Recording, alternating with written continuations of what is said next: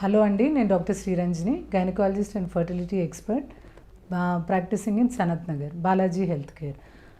PCOD అంటే ఇప్పుడు normal వాళ్ళకు పీసీఓడి కనుక చూసుకున్నట్టయితే మనం ఎవ్రీ 10 మెంబర్స్లో ఒక ఇంతకు ముందులా కాకుండా ఇప్పుడు రేట్ కూడా పెరిగింది. నలుగురిలో పీసీఓడి అనేది చూడడం జరుగుతుంది.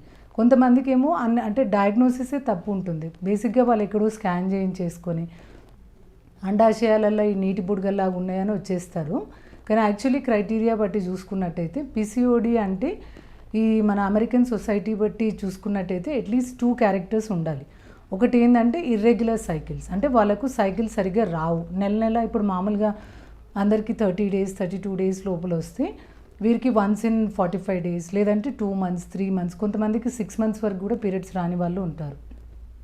Second thing, more male hormones, అంటే వీరికి మగవాళ్ళ ఉండే హార్మోన్స్ ఎక్కువగా ఉంటాయి. అంటే దీనివల్ల వాళ్ళకు హిర్సుటిజం అండ్ చిన్ కింద హెయిర్ కానీ, అప్పర్ లిప్ మీద హెయిర్, బాడీ మీద హెయిర్, ఈ అన్వాంటెడ్ హెయిర్ ఎక్కువ ఉంటుంది.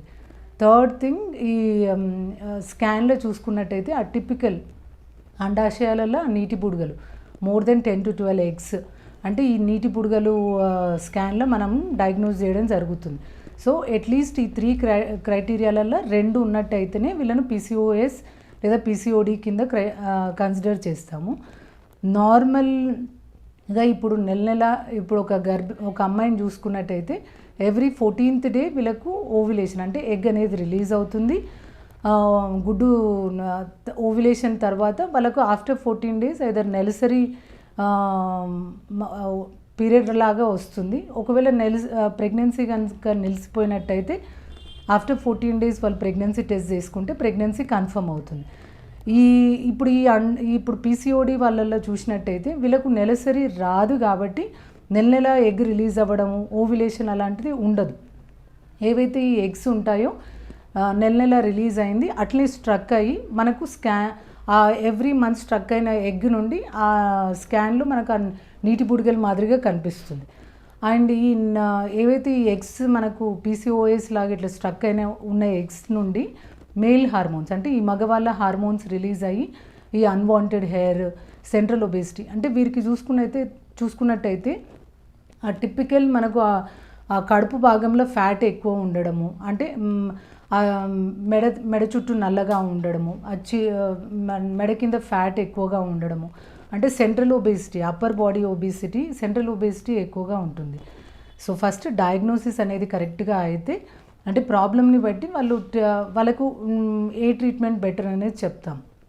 నెలసరి ఫస్ట్ వీళ్ళల్లో ఉన్న ప్రాబ్లము ఇన్సులిన్ రెసిస్టెన్స్, అంటే ఆ మేల్ హార్మోన్స్ అనేది కంట్రోల్ చేసి ఈ ఇర్రెగ్యులర్ సైకిల్స్ తోటి ఏవైతే ఈ హార్మోనల్ ఇంబ్యాలెన్స్ ఉందో ఒక 1-2 months వీరికి మెడిసిన్స్ పెట్టి హార్మోన్స్ అన్ని కరెక్ట్ చేసి నెక్స్ట్ వీరికి ఎగ్ రిలీజ్ అవ్వడానికి బేసిక్ ట్రీట్మెంట్, అంటే ఓవ్యులేషన్ ఇండక్షన్ అంటాం. అంటే నెల గుడ్డు రావడానికి, గుడ్డు పెరగడానికి మందులు ఉంటాయి, అవి పెట్టుకుంటాం. ఎలాంటి ప్రాబ్లం లేని వాళ్ళు చాలా మటుకు ఈ ఓవ్యులేషన్ ఇండక్షన్ తోటే కన్సీవ్ అయిపోతారు.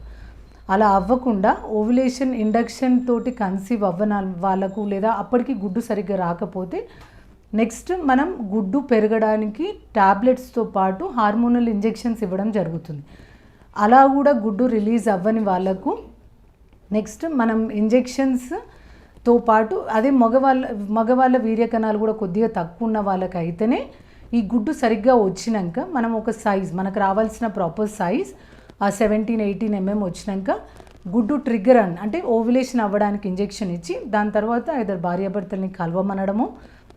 హస్బెండ్ కౌంట్ బాగున్నట్టయితే, హస్బెండ్ కౌంట్ సరిగ్గా లేని వాళ్ళల్లో ఈ ఐయుఐ అంటే ఇంట్రా యూట్రైన్ ఇన్సెమినేషన్ అనేది హస్బెండ్ కణాలు తీసి వాటిని ప్రాసెస్ చేసి దాన్ని గర్భసంచిలో వేయడం జరుగుతుంది.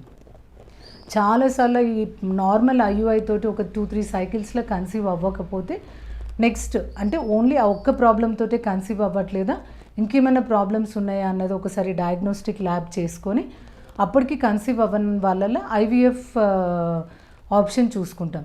పీసీఓడి ఉంటే వారికి నార్మల్ వాళ్ళకంటే ఛాన్సెస్ ఎక్కువ, ఎందుకంటే వాళ్ళకి ఎగ్స్ అనేది ఎక్కువగా ఉంటాయి. సో ఓన్లీ ట్రీట్మెంట్ అంటే ఎంత ప్రాబ్లం ఉందనేది చూసుకొని ఏ మెథడ్ తోటి కన్సీవ్ అవ్వగలుగుతారు అన్నది we will decide. Thank you.